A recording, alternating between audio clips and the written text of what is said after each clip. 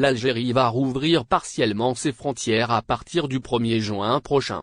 La décision a été prise ce dimanche lors de la réunion du Conseil des ministres, a annoncé la présidence de la République dans un communiqué.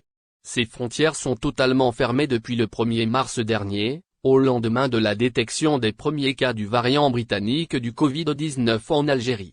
Selon le communiqué, le Conseil des ministres, qui a été présidé par le chef de l'État, a donné son accord pour la réouverture partielle des frontières aériennes et terrestres, à partir du 1er juin, avec au début 5 vols quotidiens vers 3 aéroports du pays, Alger, Oran et Constantine, avec l'obligation de respecter strictement les mesures sanitaires anti-Covid.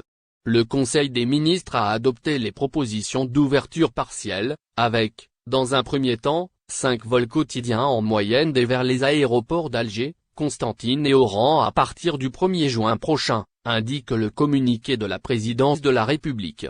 La réouverture se fera avec le strict respect des mesures de prévention, ajoute la même source, précisant que les modalités d'organisation de l'opération seront rendues publiques la semaine prochaine.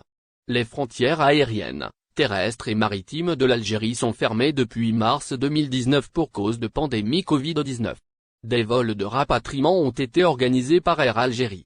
Ils ont permis à des milliers d'Algériens de revenir au pays. Ces vols ont été totalement suspendus le 1er mars.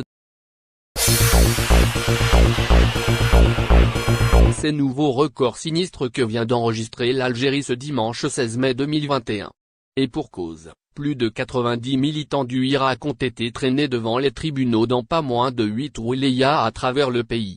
Il s'agit des manifestants pacifiques qui ont été interpellés et embarqués violemment vendredi 14 mai en marge des marches populaires du Irak organisées spontanément dans une vingtaine de villes du pays. Plus de 90 militants pacifiques dont des femmes et des personnes âgées ont été ainsi présentés devant des procureurs de la République qui doivent ainsi trancher sur leur sort et décider s'ils doivent les inculper officiellement ou les relâcher librement. Naturellement, au regard de l'obséquiosité de la justice algérienne, il ne faudra pas espérer des miracles. De nombreux avocats, défenseurs des droits de l'homme, ont confié à Algérie par craindre le pire d'ici la fin de la journée de cette très tendue journée du dimanche 16 mai.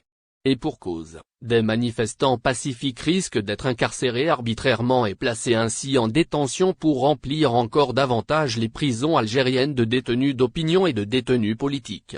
Cette journée sera ainsi longue. Très longue car les présentations devant les magistrats se multiplient depuis les premières heures de la matinée. Au tribunal de Bab el-Oued, le destin plus de 34 manifestants du Irak est entre les mains du procureur et des juges d'instruction qui devront rendre leur décision d'ici la fin de la journée. Au tribunal de Sidi Mamed, 13 personnes placées en garde à vue ont été présentées devant le procureur de la République.